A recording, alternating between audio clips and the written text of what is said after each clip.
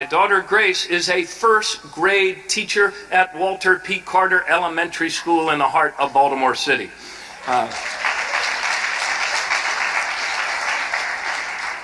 True story, when her dad announced for president about 100 days ago, a lot of her colleagues were there, and she returned to her class 100% eager to learn. Adorable African-American kids in Baltimore, and a little girl named Sabina tugged her by the sleeve. She said, "Miss O'Malley, I'm not so sure about this idea of your father running for president, because quite frankly, I kind of like Barack Obama." Well, a lot of us like Barack Obama, right?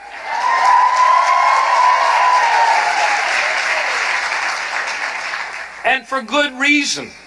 When our country was on the brink of being plunged into a second Great Depression, we elected a new leader, not to make the popular decisions, but to make the right decisions. And now as a nation, 67 months of positive job growth. America is moving in a better direction thanks to President Obama.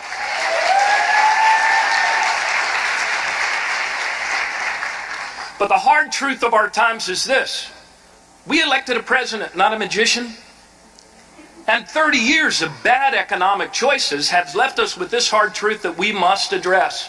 And it is that 70% of us today are earning the same or less than we did 12 years ago. Which means we still have work to do. And one of the most important things I learned about the American dream, I learned at the age of 17 or 18. I spent a lot of time, hold prompter, working in restaurants. Many of them were Irish bars, quite honestly. I should put working in quotes because I was the guy in the band. But I remember watching from stage all evening this gentleman, new American immigrant. His name was Miguel. And man, without him, I wondered how that place could even function. He was the first one there, opening the door. He was humping up kegs from downstairs, pushing through crowds of people, bussing tables when he needed to bus tables. And at the end of the night, in a quiet moment, and one of the most important lessons I've ever learned about the truth of the American dream we share, I asked him this question. I said, "Mr. Miguel, how is it that you work so hard?"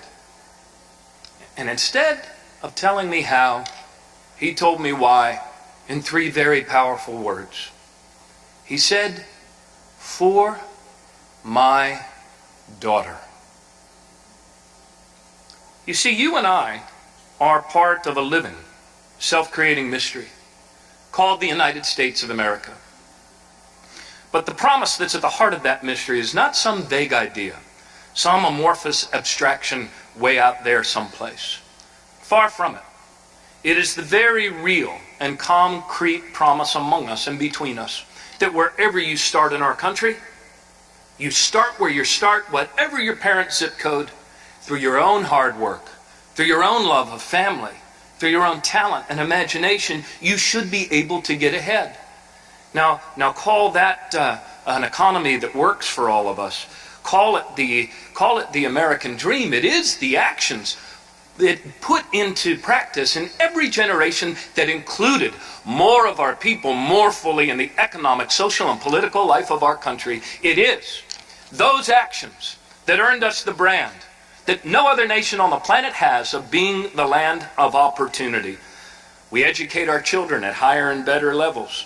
We make strides to make equal justice under the law a reality, to ensure that men and women in our country not only have equal opportunity, but get paid equally for doing equal work. So let me share some thoughts with you. I am running for President of the United States for one reason and one reason only, and that is to rebuild the truth of that American dream that we share. And that is why in an O'Malley administration, closing the gender pay gap would be one of the most important goals of our federal government to restore the truth of that dream.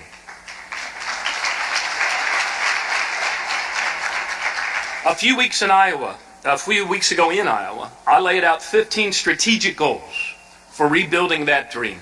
Many of them have to do with getting wages to go up again rather than down.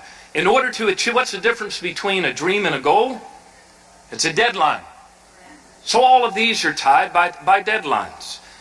To get there, we need clear, measurable roadmaps of action. And the first step must be taking pay discrimination head on.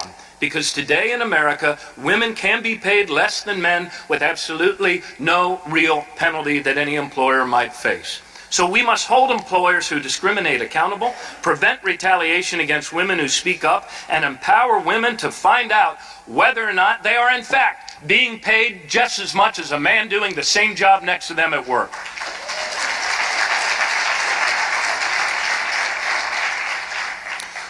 That is why I've called for making pay data publicly available by sex, race, ethnicity, so all employees can see that they're making a fair wage for their job. Another issue. Curbing pay discrimination alone is not enough. Part of the reason why women are paid less than men for doing the same work is that many are forced to leave the workforce in order to raise families, and they're penalized for doing so. Get this. Only 12% of American workers have access to paid leave. 40% can lose their jobs for taking even unpaid leave to care for a newborn child. What's more, child care costs more today in America than public university tuition in a majority of states. Think about that one. Putting quality care out of reach for many families and forcing some parents who'd like to work to actually have to stay home. If women decide to have families, they shouldn't have to choose between a career and taking care of their children. Scroll up, teleprompter. All parents, both men and women, gay or straight, married or single, should be able to take at least 12 weeks of leave with pay in order to care for newborn children or loved ones. Keep scrolling. And no family, especially low or middle income parents, should have to pay more than 10% of their income on safe, affordable child care in any given year. These are the choices that actually include more people in our economy. But perhaps more pressing than either of these challenges is what we're witnessing from the podia of the Republican presidential candidates and what we're witnessing in this Republican Congress. What am I talking about? I'm talking about the way that they are kicking around women's health care and Planned Parenthood like it's some political football. And it has to stop. It is the all-out, ideological, fundamentalist, right-wing assault on women's health. And in state house after state house, Republican ideologues are defunding Planned Parenthood, which provides vital, life-saving health services to millions of women at all income levels every year. Now, every single Republican candidate for president has embraced these backward, misguided, and dangerous policies. Think about it. If they had their way, millions of women every year who rely on Planned Parenthood for cancer screenings, prenatal care, and contraception would be in the dark. We cannot take our country backward and deny women basic health care services. We must stand firm in our commitment to protecting and expanding women's health care options for all. Keep scrolling up, right? I have been proud to have been in this fight throughout my years of public service as governor and prior to that as mayor. In fact, I'm the only candidate in our party with 15 years of executive experience. But as governor, I signed into law the Family Planning Works Act, giving 35,000 low-income women access to contraception and cancer screenings.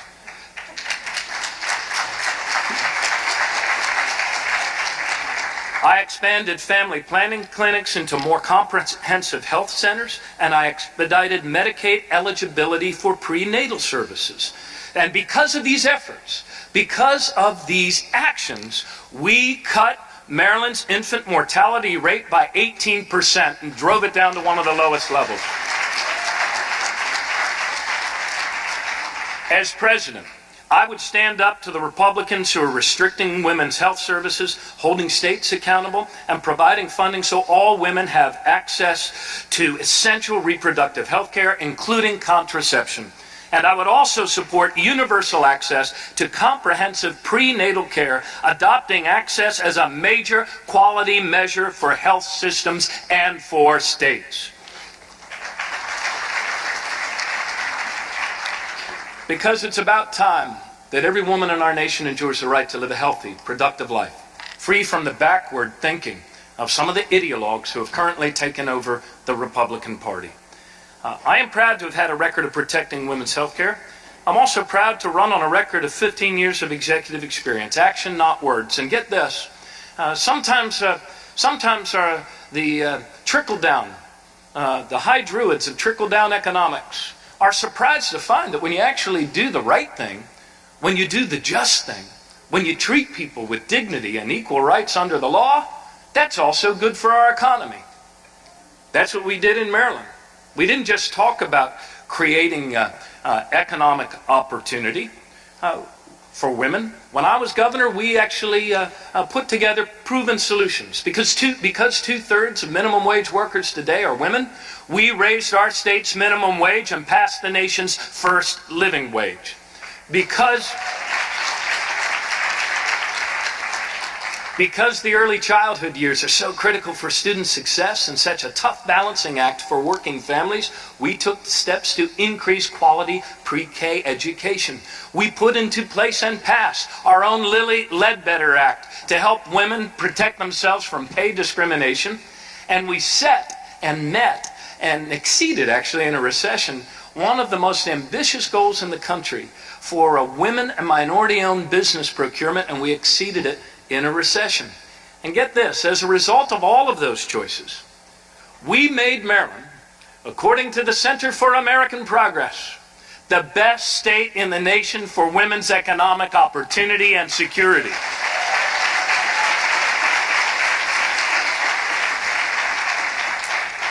And today, our state also has not only the highest concentration of women-owned businesses of any state in the nation, but we also have the lowest gender pay gap in the country. These things actually work. The good news about the future we face as a people is this. Look, we don't have to put on our false selves. We don't have to turn around and invent some new formula. As Americans, we must simply return to our true selves. We must acknowledge that powerful American truth that our economy is not money. It is people. It is all of our people. And therefore, just as our parents and grandparents did, we must always raise the minimum wage to keep it above the poverty line and raise it to $15 an hour, however we can, wherever we can. And we should make it easier and not harder for men and women to join labor unions and bargain for collective and better pay. And unlike those in the other party who want to privatize or cut Social Security, I say that we should expand Social Security and pay for it by scrapping the cap above $265,000.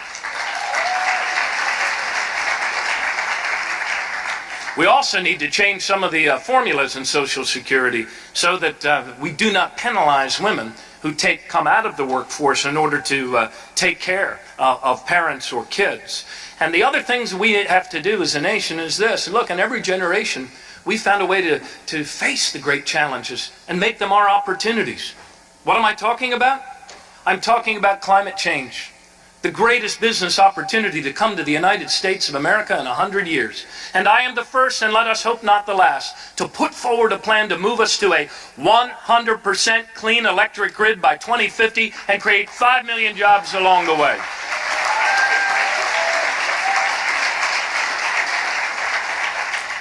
And if we want to get wages going up in the right direction, yes, we must restore wage and labor policies back to the center of our economic equation. And one of those important policies is this.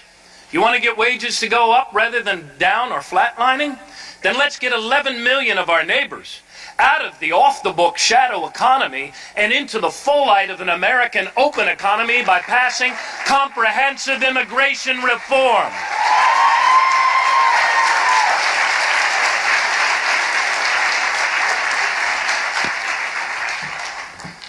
our race, the Democratic Party's race for president, has just begun.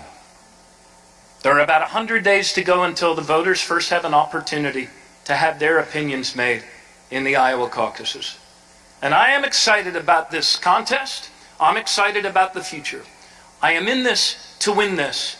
And I could not be more honored than to be having this sort of conversation on our stage, because you saw the debate the other night. And you heard a very different debate than what the other people had, didn't you? There was no bashing of immigrants. There was no bashing of immigrants. You didn't hear us say denigrating things about women. No, far from it.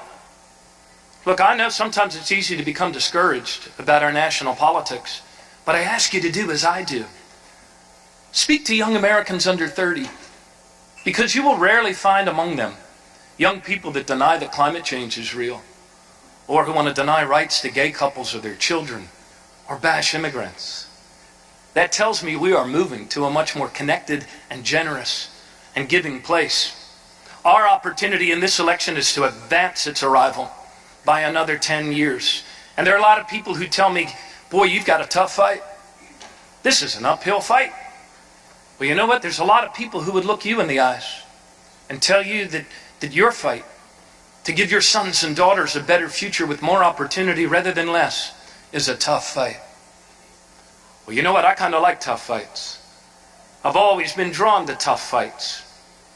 Perhaps it's the toughness of the fight that tells us the way the hidden God has of telling us that we're actually fighting for something worth saving. Our children's future is worth saving. Our country is worth saving. The American dream is worth saving. And our planet is worth saving. We are all in this together. We need each other, and we must help each other if we are going to succeed. I need your help, and I thank you so much for allowing me to be with you today. Thanks very, very much. Thanks.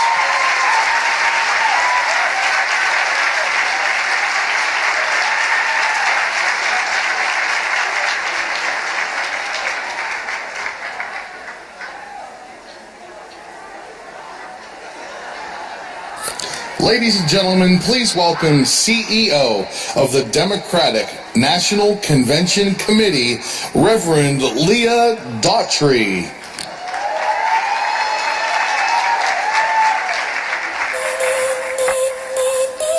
Good morning, beloved sisters. Good morning.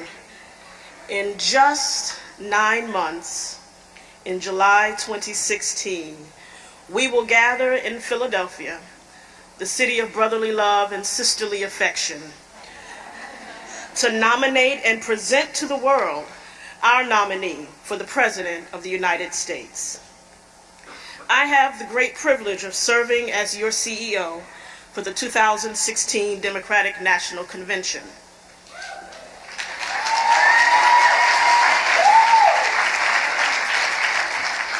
And it is my job to make sure that our convention is successful, to welcome our 50,000 attendees, to ensure that our 500 buses run on time, that our 15,000 hotel rooms are filled, that our 20,000 journalists have power and connectivity, and that 200 miles of cable is installed, that the stage is built, the carpet is laid, and most importantly, that the drinks are delivered.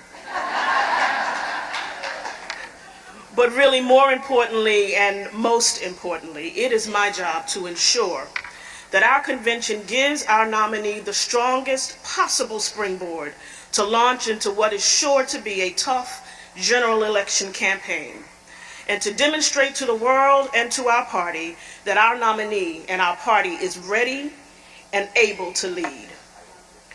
It's a tall order, but we are up to the task. Building a convention is like building a house.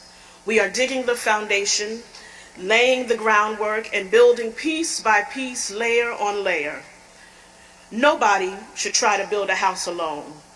And that is why we have assembled a great construction team of seasoned professionals who work with me every day to ensure that we deliver on time, on task, and on budget. In addition, this isn't my first time at running a convention. I was CEO of the 2008 convention in Denver, and that makes me the first person in Democratic Party history to have held this position twice.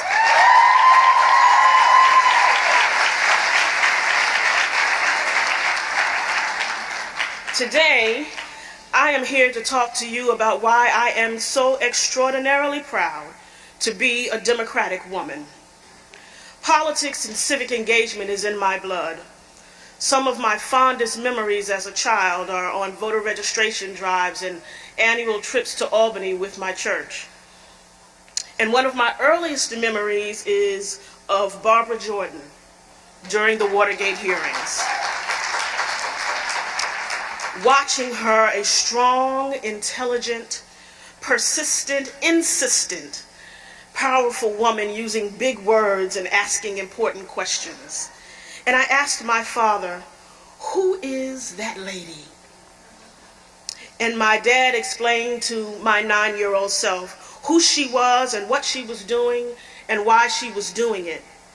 And I knew that I wanted to be smart like her, and strong like her, and persistent like her, and a Democrat like her.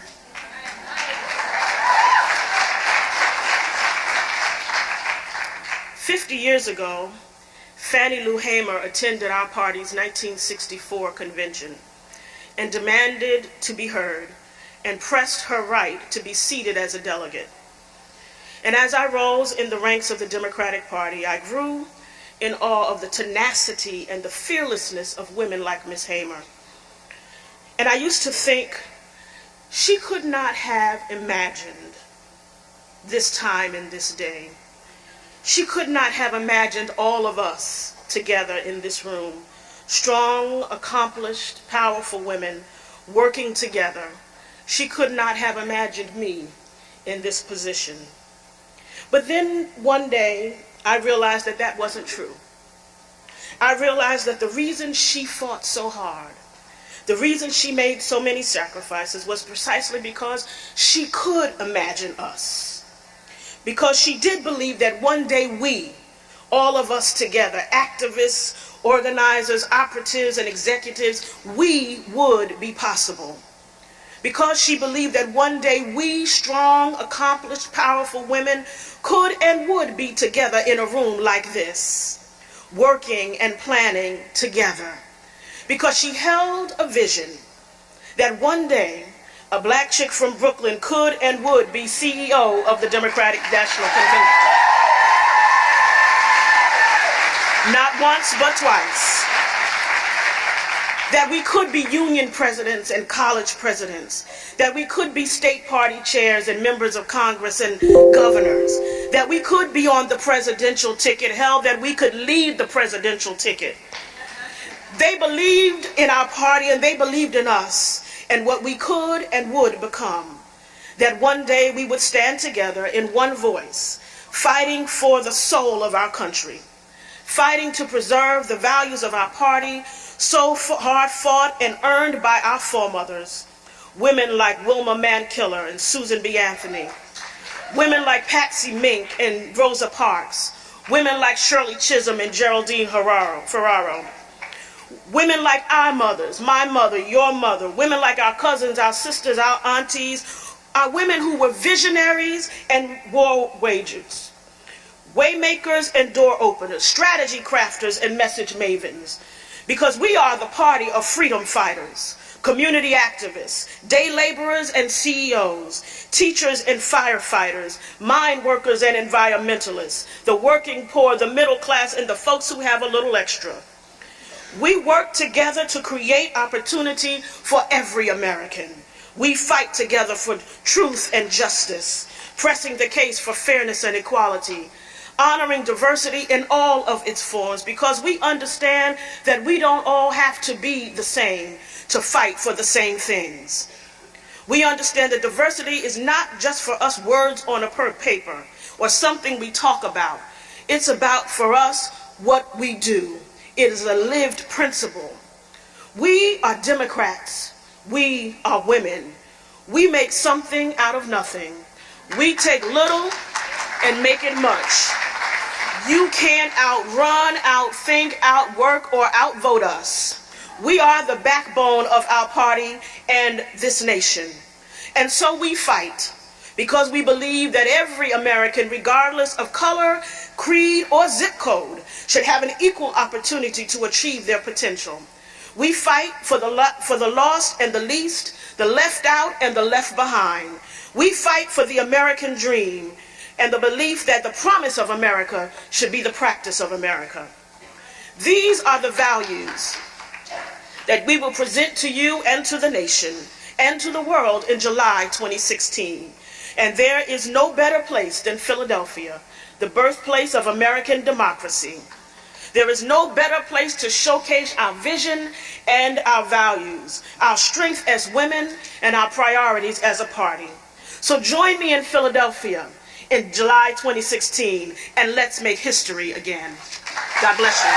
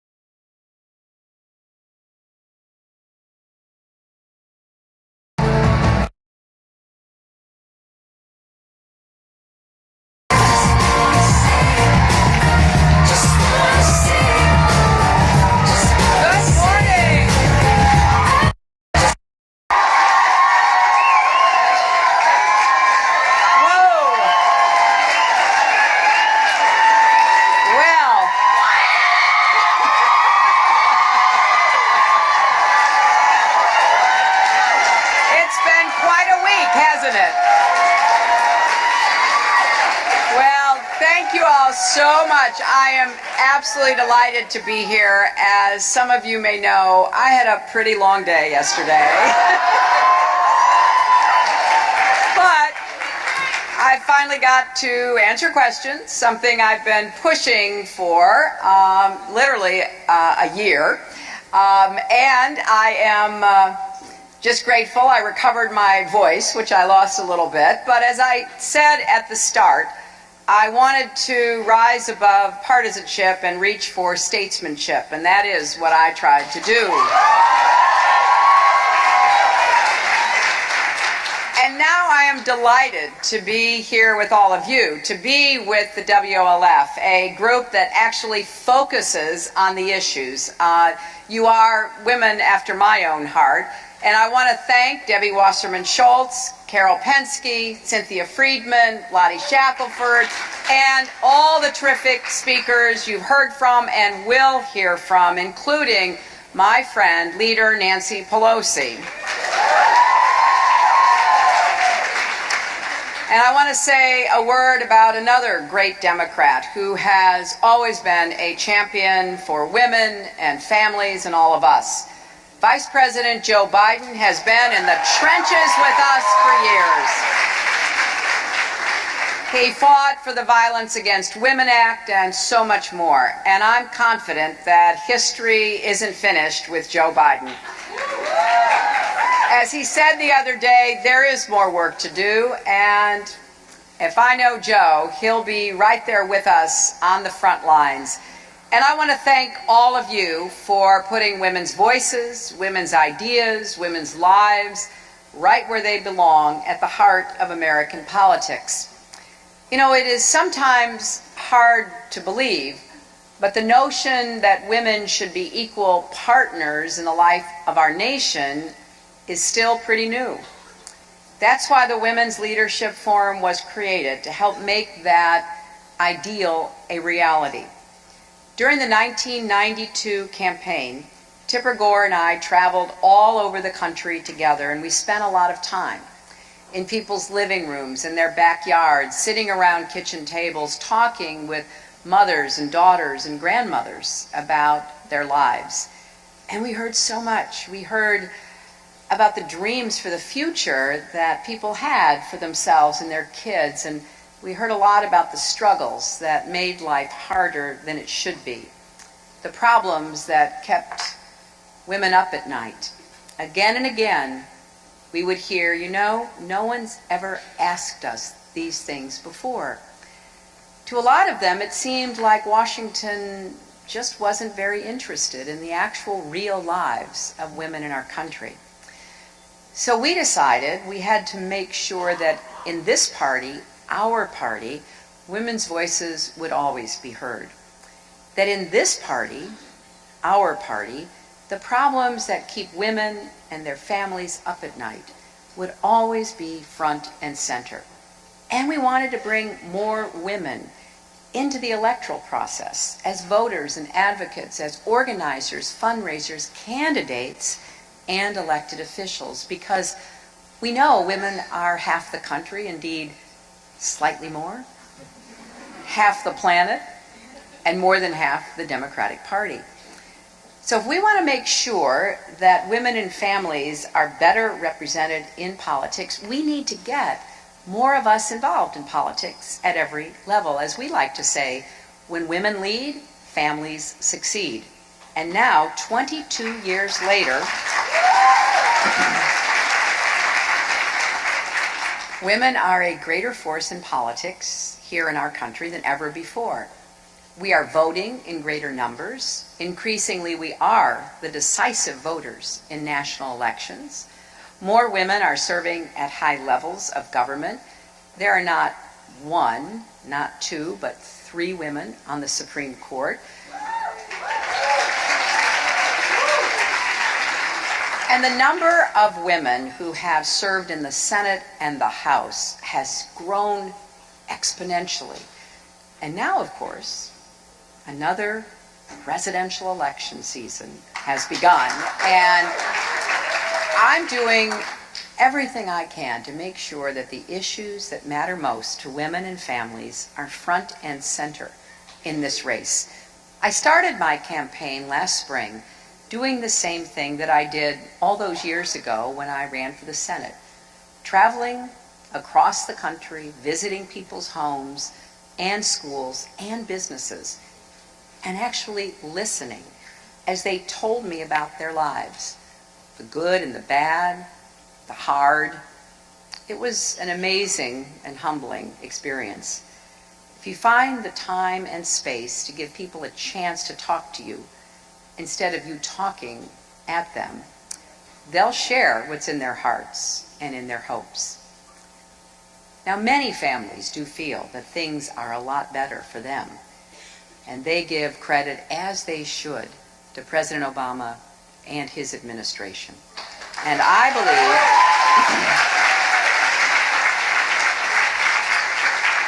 the President's leadership and the hard work of the American people pulled our economy and our nation back from the brink. In fact, we could have had a Great Depression, not a Great Recession.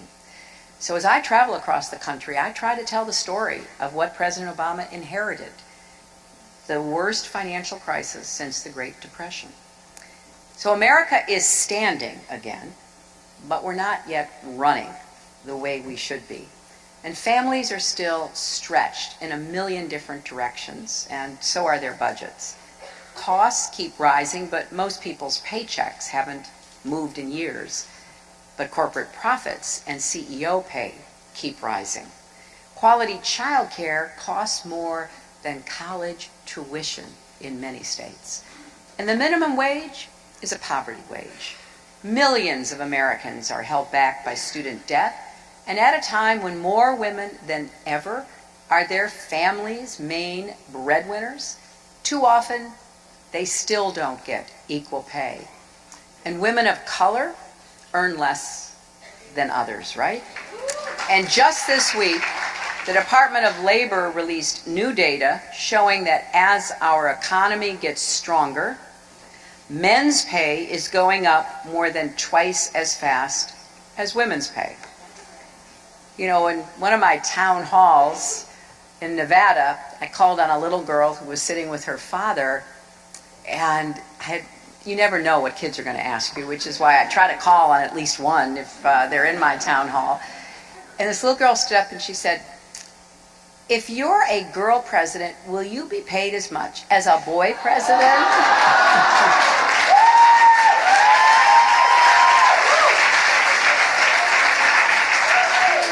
I said, "Well, I think so. I think that's in the law." But I think of the single mom I met who's juggling a job and classes at a community college while raising her 3 kids on her own. She's doing what she has to give her children a better life, and she doesn't expect anything to come easy. But she asked me, "Isn't there anything we can do so it doesn't have to be quite so hard?" I think of the student who told me that paying for college shouldn't be the hardest thing about going to college. Or the man I met whose mother has Alzheimer's. He's a teacher. He can't afford a full-time caretaker for her. He can't quit his job or he wouldn't be able to support her.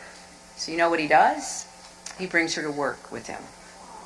There's nothing else he can think of to do, and he told me this with so much sadness because this is not what he pictured for his mother's golden years.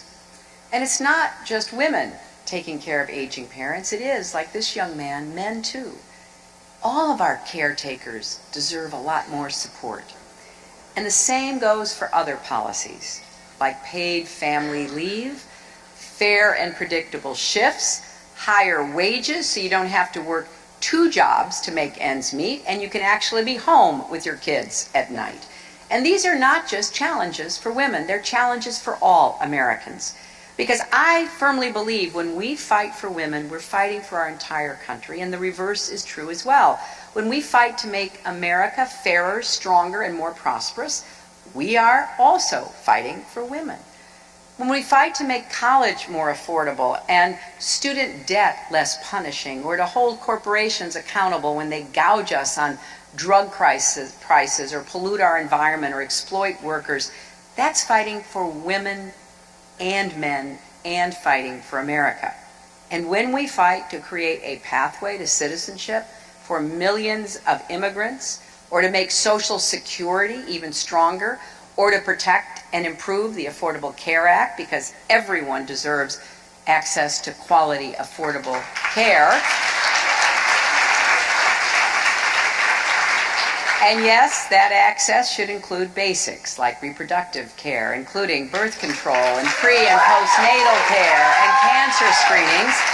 That's why we have to defend Planned Parenthood against the attacks that are being waged. When we fight to protect the equal rights of all our people, no matter what they look like or who they love, and when we fight to stop the epidemic of gun violence that's claiming innocent lives every single day in every corner of our country, that's fighting for women and men and fighting for America. You know, I've been told to stop, and I quote, shouting about gun violence. Well, first of all, I'm not shouting. It's just when women talk, some people think we're shouting.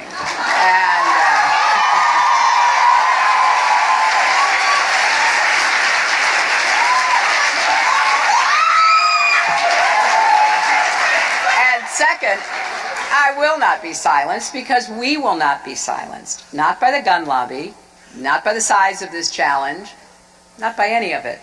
Stopping gun violence is worth fighting for. And I'm ready to go, and I hope you will join with me.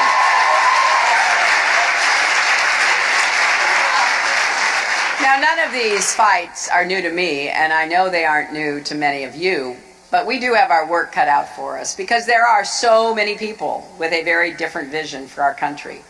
And they will say, do, and spend whatever it takes to advance their out-of-touch, out-of-date agenda.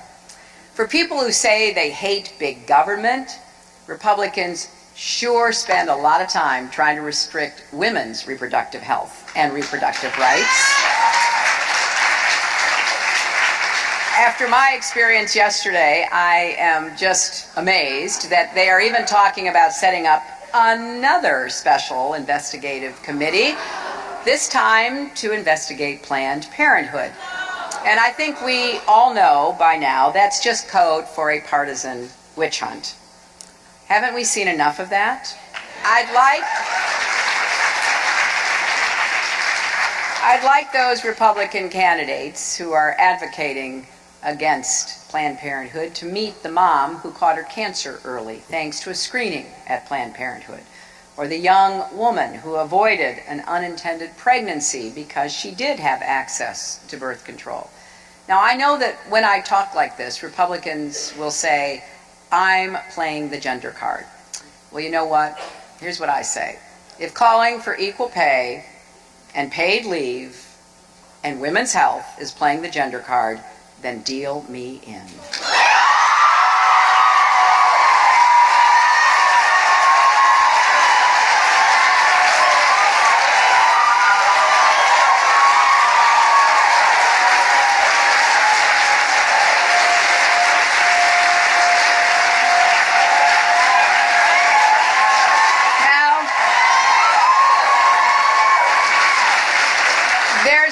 There's a long campaign still ahead of us, and other candidates from the other party may be out there hurling insults at everyone and talking about what's wrong with America and pointing fingers to try to blame people for it. Well, that's not me. I'm going to keep doing what I have always done, and that's fight for you and fight for your families. And I am so grateful for the hundreds of thousands of grassroots activists who are joining me in this campaign. Not only those fortunate enough like us to be in rooms like this one, but the workers and students and teachers, the parents and grandparents all across our country who are giving $1 or $5 at a time because they too believe in what we are fighting for. So we've come a long way in the past 22 years. I'm really proud of this organization and all that it has achieved. The Women's Leadership Forum has changed the Democratic Party.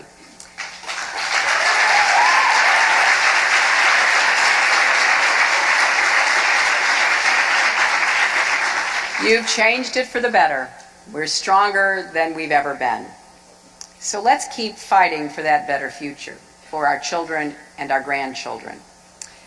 Now, as some of you, I'm sure know, I have the most amazing, extraordinary granddaughter. She really does keep me going, and thankfully, my daughter and wonderful son-in-law send me little videos and little pictures, which have been a great boost along the campaign trail. And I think a lot about her future. I think about what kind of opportunities she'll have. But I also think about what kind of opportunities all the children of America will have. What kind of country will she become an adult in? What kind of world will be waiting for her? Because I don't think it's not enough for anybody that my granddaughter, your children and grandchildren, certainly the granddaughter of a former president, should be able to pursue her dreams when so many of our other children in this country are feeling left behind and left out. For the first time in American history, so far as I know, more than half of the kids in our public schools are eligible for free or reduced price lunches. Poverty has returned with a vengeance. We made a lot of progress against poverty, lifting families out of poverty back in the 90s.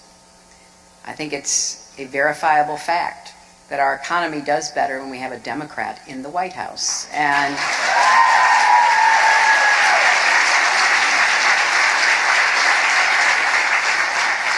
both my husband and President Obama inherited economic challenges from their Republican predecessors. Both worked hard. With my husband, it was dealing with an economy that wasn't growing fast enough, but then took off, 23 million new jobs, and incomes rising at every part of our economy, top, middle, working, low income people, all were doing better. We handed over a balanced budget and a surplus to the incoming Republican administration, and they squandered it all. Not only did they cut taxes dramatically on the wealthy, but they basically got out of the way of corporations. They took their eye off the financial markets. They didn't pay a penny for the wars that they waged. And you know what happened. And it took another Democratic president, who you will hear from later today, to come in and accept the responsibility, which he did, to try to repair the damage that had been done. Now, everything I've talked about before, all of our rights, all of our hopes, will be at risk if the Republicans once again are successful in making the same argument they always make. It's discredited, it doesn't work, but that doesn't stop them. They'll be back talking about cutting taxes on the wealthy, getting out of the way of corporations. We know what that leads to. Increasing inequality, exploitation of workers, pollution of our environment, denial of climate change, refusal to move into the 21st century with clean, renewable energy, a failure to provide early childhood education and universal pre-kindergarten so every kid has a chance to get ahead. You can listen to their debates for hours, and unfortunately, some of us have to.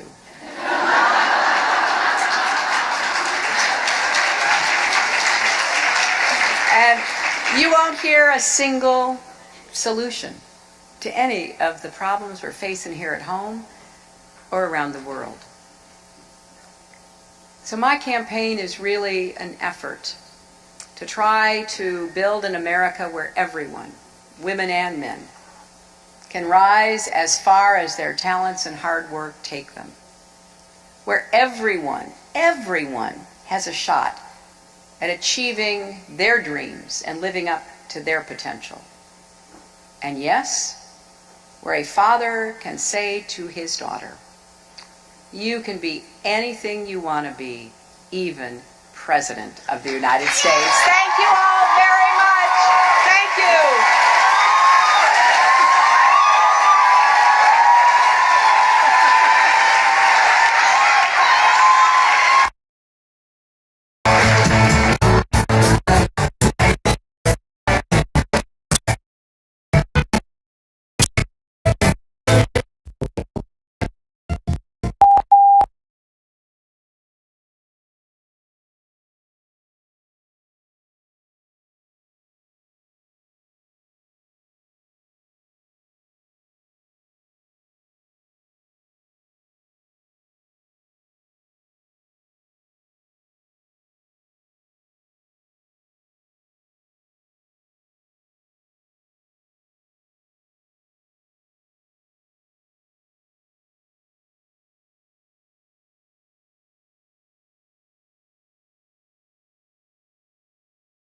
Not only for what you do in fighting for women's rights, but for what you're doing to expand and improve our democracy. One of the reasons, and let me be very blunt about this, one of the reasons that I'm running for President of the United States is that I worry very much that both economically and politically, our country is sliding into oligarchy. Now, I know this is not an issue that you're going to see discussed much on TV, but it is the reality of what's happening in America. We are the wealthiest country in the history of the world. But as we speak here and meet here this morning, millions and millions of families are struggling to feed their kids. We have the highest rate, shamefully, of poverty of any major country on earth, and 40% of African American kids are living in poverty, all at the same time as 58% of all new income is going to the top 1%, and the top 0.1% owns almost as much wealth as the bottom 90%. And as a nation, we are going to have to ask ourselves whether it is morally acceptable, whether it is economically sustainable, that so few have so much, while so many have so little. In my view, that has got to change, and we need an economy that works for working families.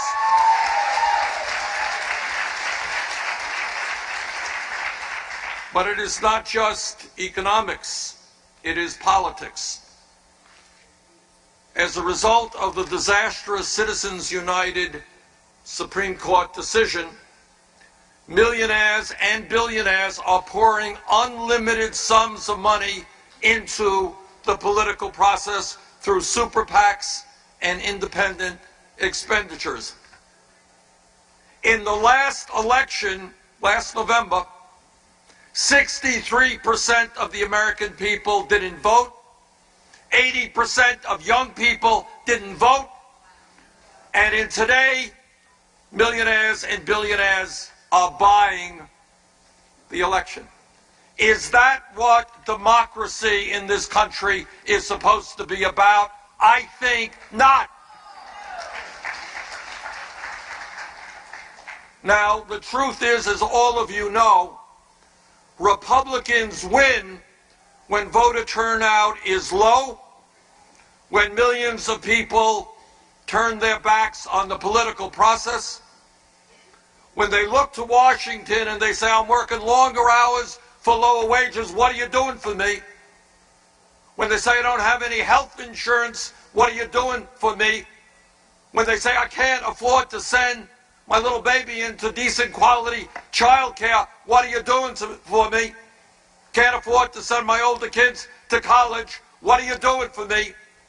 And when people give up on the political process and don't vote in large numbers, when Republican governors suppress the vote, when the Koch brothers and other billionaires try to buy elections, Republicans win and we lose. So what do? What we do is make it clear that in this country we need a political revolution.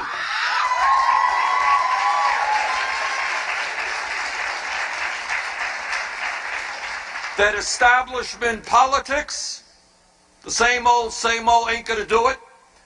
That establishment economics is not going to do it. You want to win an election? I'll tell you how you win an election from the White House on down. You rally millions of working class people who have given up on the political process.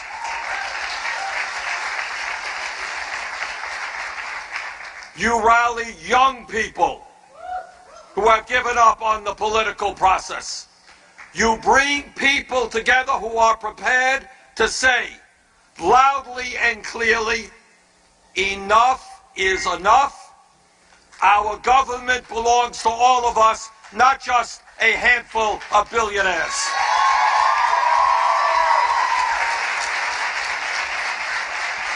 And if we do not do that, and if this is a same old type of election, and if millions of working people and young people do not participate, Republicans will win and we will lose. So let me tell you, I am extremely gratified in my campaign so far that we have rallied hundreds of thousands of people to come out to our meetings and our events, that we have 750,000 individuals who have made campaign contributions, not million-dollar contributions to super PACs, but $30 apiece.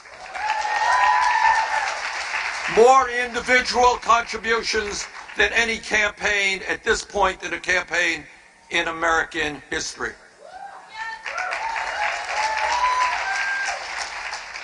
We win when people come together, when we reject the division of men versus women, of straight versus gay, of black versus white, of people born in this country as opposed to people born in another country. That is what they want to do. And we win elections when we stand together and we say, you know what? In the wealthiest country in the history of the world, the wealthiest people and the largest corporations are going to start paying their fair share of taxes. We win elections when we say to the working people in this country, we know you can't make it on $8 or $9 an hour, and that is why we're going to raise the minimum wage to $15 an hour. And that is why we're going to win the election when we say to women, there is no rational economic reason that women make 79 cents on the dollar compared to men. We're going to have pay equity. We win an election in which we say to working families, yes, when you go to work, you are going to have quality child care and pre-K for your little ones. We win this election when we say to the unemployed, we're going to rebuild our crumbling infrastructure and create millions of decent paying jobs. We're going to win this election when we say to young people and all people that we wonder what world the Republicans are living in when they deny science and refuse to go forward in helping us combat climate change.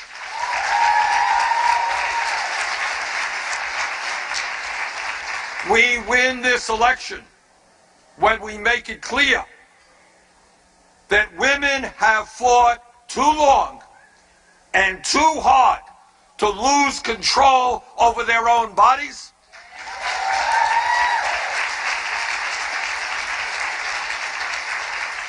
We win this election when we stand up boldly and say, no, you're not going to cut or defund Planned Parenthood. You're going to put more money into Planned Parenthood.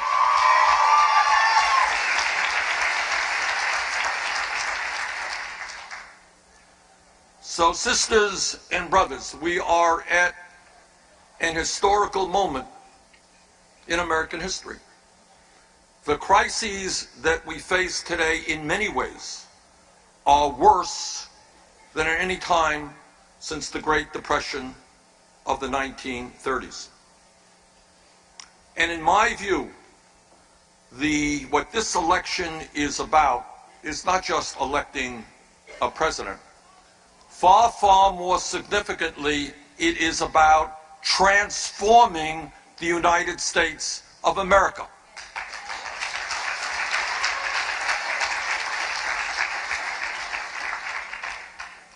It is about understanding that there is something very, very wrong. Where the United States of America is the only major country on earth that does not guarantee paid family and medical leave. How does that happen? The only major country on earth that does not guarantee paid sick time or paid vacation time. How does that happen? The only major country on earth that doesn't guarantee health care to every man, woman, and child as a right.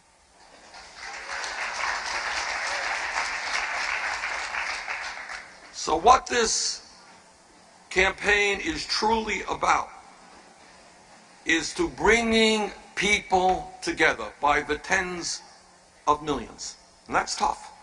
That is tough stuff to do. But if we do that, we're not just going to win this election, we are going to win it by a landslide.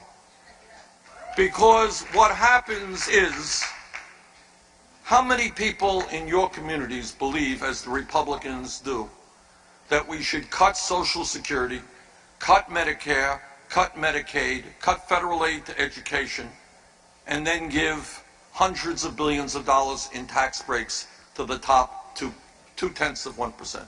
Nobody believes that. But Republicans can win elections because so many people have given up on the political process. And what this campaign is about is revitalizing American democracy by bringing people together to stand up and fight for the promise of what this great country can be.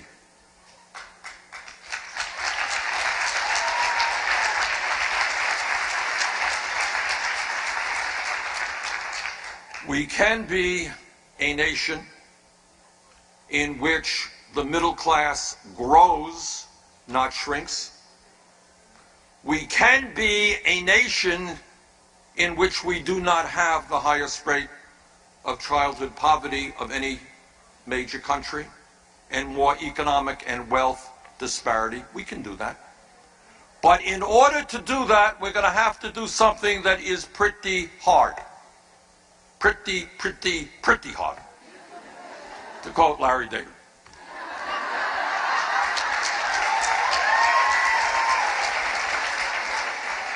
And this is what we have to do.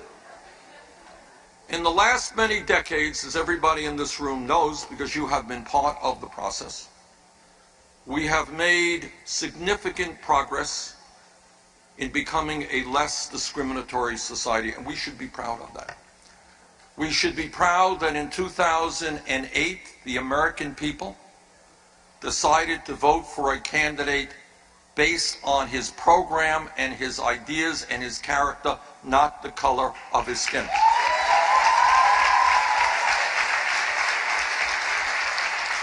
We should be proud that all over this country, as a result of your efforts and those that came before you, women have made extraordinary progress in breaking down discriminatory barriers. And by the way, we are not going back. We are going to go forward. And if we were here 10 years ago and somebody jumped up and said, you know, I think that gay marriage will be made legal in every state in this country, somebody else would have asked them what they were smoking, which raises another issue. But we have made progress. We've made progress in women's rights, in gay rights, in civil rights. We still have a long way to go in all of those areas, but we should be proud of what we have accomplished. But here is where we have not made progress. We have not made progress in the economic struggle. We have lost ground. Today, men and women, in many cases, are working longer hours for lower wages. That's a fact. And almost all of the new wealth and income is going to the people on top. So the essential question in terms of the economic struggle is, are we prepared to organize and to take on the billionaire class, which today has so much economic and political power? That is the question. And if we are not successful in doing that, my prediction to you is that the rich will continue to get richer while most everybody else gets poorer. My prediction to you is that the Republicans, who do not believe Citizens United went far enough, want to get rid of all campaign finance regulations, will simply be able, through the Koch brothers and others, to give checks of hundreds of millions of dollars to the candidates of their choice. In other words, having candidates become employees of their corporate interests. That's the future if we do not educate and if we do not organize. But I have confidence that we can do both.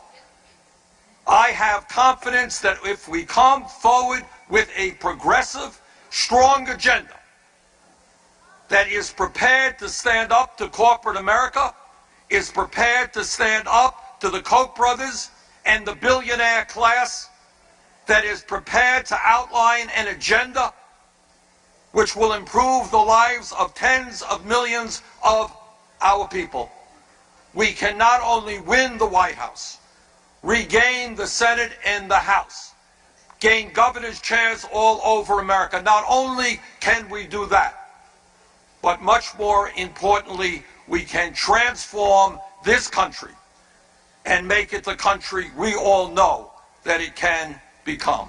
Thank you all very much.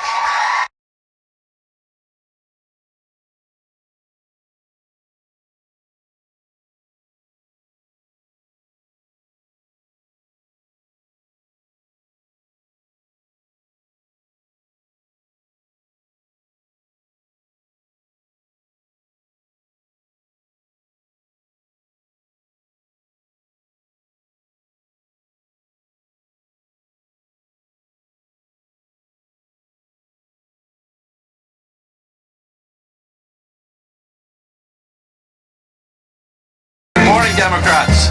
Good morning. What a pleasure to join so many of my fellow Democrats and candidates who come here later. And we're all dedicated, everyone in this room, obviously, to keeping the presidency and winning back the House and Senate.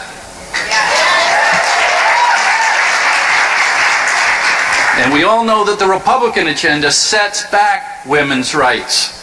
And I pledge all my energy towards a big 2016 victory for Democrats across the country.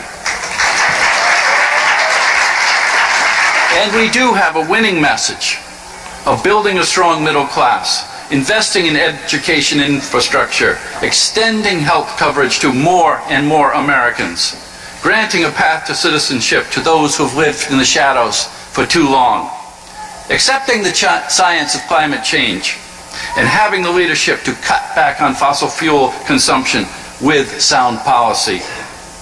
We defend our civil liberties and women's reproductive freedoms.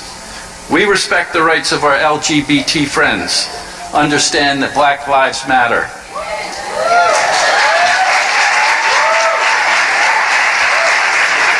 And that we do need to do more for Native Americans. And most of all, you can be sure that Democrats will make good appointments to the Supreme Court. Something this country needs and deserves. Now, as you may know, I've been campaigning on a platform of prosperity through peace. But after much thought, I've decided to end my campaign for the president today. Thank you. But I would like to take this opportunity one last time to advocate for a chance be given to peace. Since today is all about women's leadership, it reminds me of one of my favorite Greek plays, Lysistrata, a comedy from 400 BC by Aristophanes. Now, in that play, a group of women, fed up with the warmongering of their husbands, agree to, and how do I say this appropriately, withhold their favors until peace returns. And it worked. They ended the Peloponnesian Wars. Well, anyway, let's talk about the present. Studies show that women tend to lead differently than men, and that women are more likely to be collaborative and team-oriented. It is undeniable the benefits women provide to the pursuit of peace. Now, when I was a senator, a general from the Pentagon testified before the Foreign Relations Committee on global military powers. And I asked him, who was second to the United States in military might?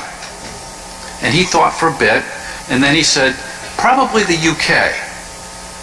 Now, yes, that was a few years ago, but the point remains true. No real rival to the United States exists when it comes to total weaponry. Now, we make Virginia-class submarines in Rhode Island, and I've been on an overnight patrol. What a phenomenal piece of technology and craftsmanship. A machine bristling with the most advanced power imaginable. And submarines are just one instrument in our staggeringly efficient arsenal of war.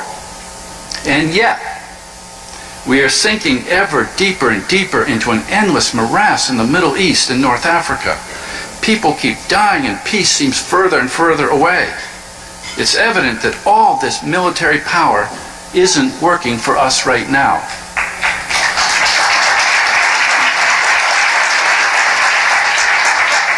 Let me share a story from Da Nang, Vietnam. Da Nang. That city has so many memories for my generation. But just this summer, former Viet Cong and ex-American GIs were laughing, eating, drinking, and celebrating the 4th of July together. And the article quoted Pete Peterson, a former Air Force pilot who spent 6.5 years in a Hanoi prison camp after he was shot down. And later, he served as ambassador to Vietnam in the 1990s. And he said now Vietnam and the United States have so much in common. After all the horror of that war, why did we do it, he was asked. And he said, I have thought about this for a long time. I'm convinced that the war could have been averted had we made the effort to understand the politics of the place. Had we made the effort to understand the politics of the place. Ladies and gentlemen, from what I've heard, none of the Republicans running for president want to understand anything about the Middle East and North Africa. Instead, they prefer more bellicosity, more saber rattling, and more blind macho posturing.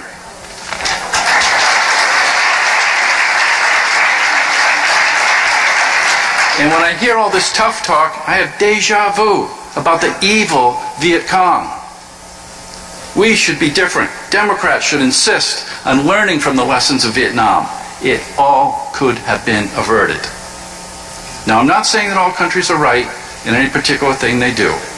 We must hold them accountable, but we can't do that if we don't hold ourselves accountable and change our entire paradigm. The United States is so strong, militarily, economically, culturally, that we must take chances for peace. If we have courage, if we take risks, we can have prosperity through peace, not just in the United States, but all over the world. Do we want to be remembered as a bomber of weddings and hospitals? Or do we want to be remembered as peacemakers, as pioneers of a more harmonious world? If American war veterans and Viet Cong fighters can laugh together on the 4th of July, then I know so too can Iranians and Israelis, Shias and Sunnis, Turks and Kurds. Now, a wise man, President Eisenhower, counseled us that only an alert and knowledgeable citizenry could ensure the proper meshing of both security and liberty. So it's up to you, women, citizens, humans, to demand from your leaders an end to the endless wars and the beginning of a new era for the United States and humanity. Thank you. Go Democrats in 2016.